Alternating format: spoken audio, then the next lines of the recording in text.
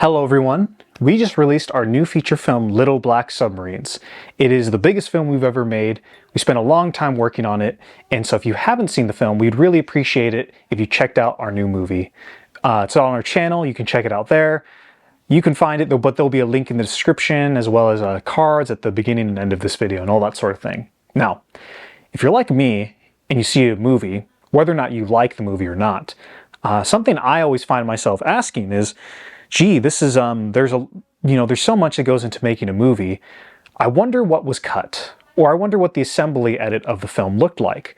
Because, if you're a filmmaker, you're interested in that sort of things, and you're always curious what the movie could have been, or what it should have been, or, what it looked like on the timeline, what the editors had to work with. And so for Little Black Submarines, since we release it here on our channel, and we are a channel after all where we talk about filmmaking and try to share advice or insight with other filmmakers, it seemed like the appropriate thing to talk about with Little Black Submarines. I want to talk about the assembly edit for just a little bit and just the progress of editing this film and what was removed from the film, because there was a lot of work that we did and a lot of it it's not even in the movie.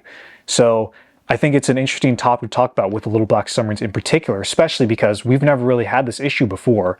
A lot of times, everything we shoot ends up in our films. The only example that we have of a film that we've exercised a ton of footage from is the Wild Boys films. And as you can imagine, it's because they're improv films, and you got to whittle a lot of jokes down and that sort of thing. But with Little Black Submarines, the assembly edit came down to about 3 hours and 15 minutes, which is a long movie. Now, in theory, I'm okay with that, but I'm also not Sergio Leone or Zack Snyder or, whoever. So, or Bellatar. And I was like, you know what? For this film, I really feel like it should be a 90-minute movie. I went back through the film.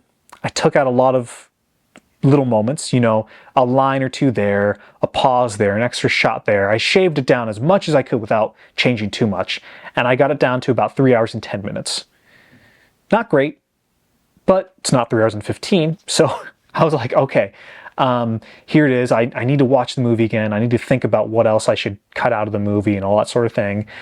And then I had some ideas, and there was a couple scenes that I thought, I can lose that scene. I could also lose that scene. It's going to kill me, but I can remove those couple scenes. And then I actually stumbled across another scene in our film where I thought, this scene is great, but it goes on for too long, so I'm just going to cut it in half. And so I did that, and I got the movie down to about 3 hours.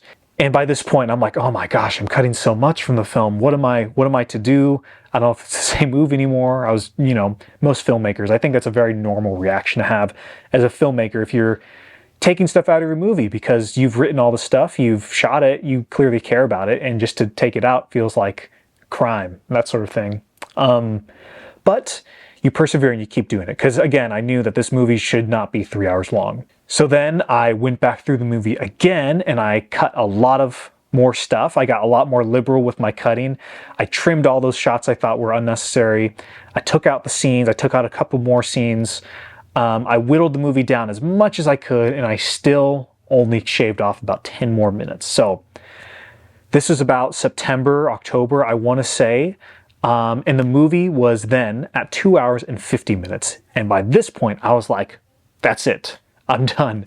Surely there cannot be anything else that I can cut out of this film. I've cut so much out. I've gutted the movie of some scenes that I really, really loved. And there's other scenes that I thought were crucial to the plot and all that sort of thing.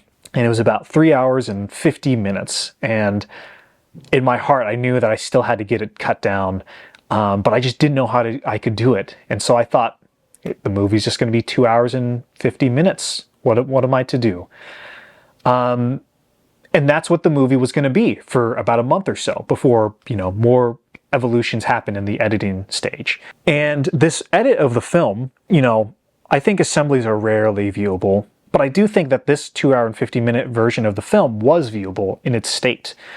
And so, if you were to watch that edit of the film, you would see the movie that existed, but you'd see some elements of the story and the characters that were fleshed out a little more. For instance, you'd see a lot more of Dylan and Lorenzo's relationship that would be fleshed out with some additional scenes. You would see some more development with Gloria and Dylan as well, with their dialogue in the car, some relationship building stuff and that sort of thing. You'd see a couple of scenes that were exercised purely for plot because it went one direction with the plot and it was just a little too much of a detour because it didn't ultimately add to the end of the film.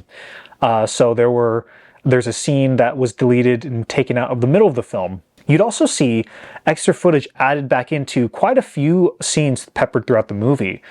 For instance, when Lorenzo shows up to the house, Anna's house, you'd see we shot that all as one take, and it was intended to be one take, but it was just a little too long when it came down to editing the film. You'd see a lot of stuff that was just, you'd see a lot of just excess fat, just right back on the movie, and some people might like that. But other people, like myself, I thought, the movie needs to be a little snappier and needs to be a little quicker, and it's just not right for this film. Rather than just tell you all about it, what I've actually done was I went back into the 2 hour and 50-minute version of the film, and I finished it. I color graded it. I also made sure that the final audio, the dubbing, the mixing, I made sure all that stuff was there for the scenes that were finished and ended up in the final film. I did my best with the scenes that were cut from the final film because obviously if you dub a movie, you don't want to spend all this time dubbing a bunch of scenes that are ultimately going to be cut. So we only dubbed the scenes that needed the audio work that were in the final version of the movie. The scenes that we didn't get a chance to dub but needed audio work, we left the sound as it was, but I did my best with it as it existed. And, why am I telling you about all this? It's because I finished it and you can check it out. There is an extended black and white version of Little Black Submarines for people to check out if they so desire. It's going to be in the link in the description. And I did this not because, again, I think it's the superior version of the film. I did this because I thought it would be an interesting chance for other people who liked Little Black Submarines, or maybe if you didn't like Little Black Submarines, to check out what the movie could have been and look at what scenes go into a movie when you film them and edit them for the first time and what is ultimately removed from the film. And so if you decide to check out this version of Little Black Submarines, which I'd recommend if you're interested in editing and that whole process, that sort of thing, I'd highly recommend that you watch the movie and ask yourself, why did they remove this scene? What effect does this scene have on me?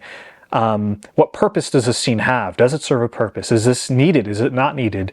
Think about how you would have done things if you were in my place. And I think it's a really engaging experience if you do that with any sort of director's cut or extended version or that sort of thing. I guess this video is more of an announcement more than anything, but if you were interested in seeing a 2 hour and 50-minute cut of Little Black Submarines, check it out. It's in the description. And I'm curious to hear everybody's thoughts on what you think about it, because I think it's an interesting chance to check out a different version of the movie. And I want to emphasize again, this is not my preferred version of the movie. The preferred version of the movie it's what you see on YouTube. That's my preferred version. There is no director's cut. There is no studio interference by any means. But I think this is an interesting chance to check out a different version of Little Black Submarines from an editing standpoint, to learn something from the process of editing a feature film. Personally speaking, if I had to shout out a couple of my favorite moments that are removed from the final version of the film, the number one scene that it hurt me the most to remove, that was in the movie for a long time, this was probably one of the last things I cut out of the film actually, was the scene that takes place with Dylan and Gloria. It's after the big fight at Lorenzo's house, after they've escaped, and what happens is they drive off from Lorenzo's house, they pull over on the side of the road because Gloria is going to get sick, and they have a little talk. And for me, that was a scene that I really loved because it was important to show Dylan and Gloria coming together as characters. I thought it was important to show Gloria's her doubt, her self-doubt, and just how tired she is because she's had a hard life. And I think Vanessa did a great job in the scene, but ultimately for pacing reasons, we just didn't need it. The movie didn't need it, and that was a scene that really it hurt me to cut out of the movie. That was for me like the heart of the film for a long time, but ultimately I saw the error of my ways and I had to let go of it and say goodbye to that, kill that darling. Another fun scene that I think it's not my favorite scene, but I think it turned out really fun, was the Justin interrogation sequence with Lorenzo and the guy he loaned money to, Justin, played by Micah Brown. That was a lot longer in the film. Ultimately, what happened was we had a scene of them driving, and Lorenzo's watching a little John Wayne movie on his phone, and he gives Dylan a little chat, and then there's a little longer build up to meeting Justin. And do we need it? No, but I think it's a lot of fun to check out. Yeah, those are two things that were not in the final version of the movie that I think are a lot of fun. And there's also actually a little secret post-credits scene in the film, which you'll have to check out on your own, because that was a really fun thing to do. Actually, that was probably the most fun I had shooting in the entirety of Little Black Submarines. But ultimately, it was cut out because I felt that, where Dylan and Gloria end up, I think it was much better left unanswered, because it's not even something that gives a definitive answer. It's more of a hint at what happens, but I think ending on a high note and having the characters just ride off into the sunset, that felt way more mythological, more triumphant ending than, credits, fade away and then we see images of them doing stuff. I felt like it was much better left unanswered. And so, but again, that was a really fun scene to shoot. That was probably my favorite scene to shoot in the whole movie, but ultimately I felt like, it's not what the movie needs. So anyways, I'm rambling too long. But that's, yeah, if you're interested in checking out an extended version of the movie, it's in the description. If not, okay, keep watching the normal version of Little Black Submarines. We got some fun videos, more coming out about the making of our new film, and so stay tuned for those. And until then, have a good week.